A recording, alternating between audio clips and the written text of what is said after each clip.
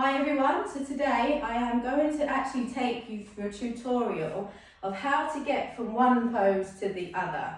I'm going to take you through wild thing to wheel pose. It's not going to be for everybody yet, and so don't feel disheartened if you can't get it there. But the one thing I will say with this pose or this transition is it is always so much scarier than you think. If ever you've seen this video clip, and every time I teach this I say this, so if you've had me teach you this before, sorry about the story again, but there's a video of a little boy and he's got a rope and he's over water and he's holding onto this rope and he's freaking out because he's like, I can't let go of this rope, I'm going to fall in the water and God knows where it's going to take me. And so he's sitting there like, ah! And then his mum comes along and she picks him off the rope, puts him in the water, and the water comes up to his ankle and he's like, oh, totally overthought that. And it always reminds me of this transition because I used to feel the same. I'd be like, no, you're all right, mate, I'm not going in for that one yet. Let's go and get, no, that's not happening, never doing that one. And because it used to scare me, it felt so far away. And sometimes it is that far away. But have that faith in yourself, that belief, and just go for it sometimes. You really got to kind of let go of that fear with this one. So, I wonder what was the best way for me to show you right this way. So, we'll find our wild thing and then we'll take it into our wheel pose. And back out again.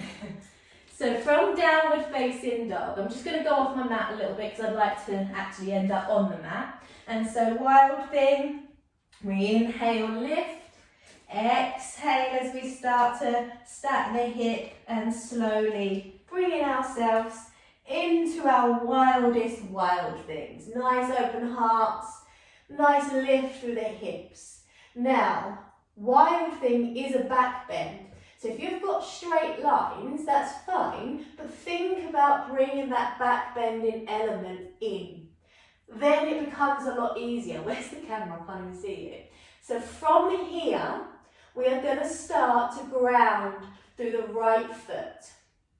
You are then going to start to pull the left foot in slightly. So you've got a bit of a better foundation now. And then you're going to reach with the right arm to the mat. Once the right arm reaches, you can twist around in the left hand and bring everything into alignment. Now, sometimes you might not be able to take it straight back to wild thing and you'll have to tuck the chin in, roll down as you would from your wheel. Now, if you want to go back, it is possible. You just need to reverse the process.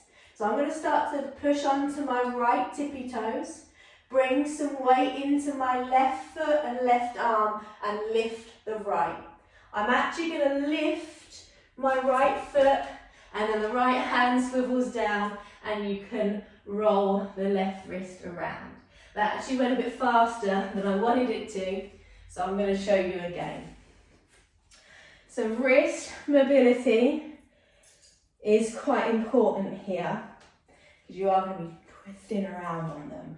So if I show you from the other angle anyway, maybe slow it down a little bit more for you. My entrance back. So wild thing, nice and lift through the hips and the heart, but we're back bending, remember. Right hand reaches, ground through the right foot, maybe pull the left foot in, right hand to the mat, and then the left wrist swivels round. Then you can start to swivel that wrist first if you would like, the left one that's going to be the foundation. Press in to the left hand as you lift the right arm and then slowly bringing it back to your downward facing dog.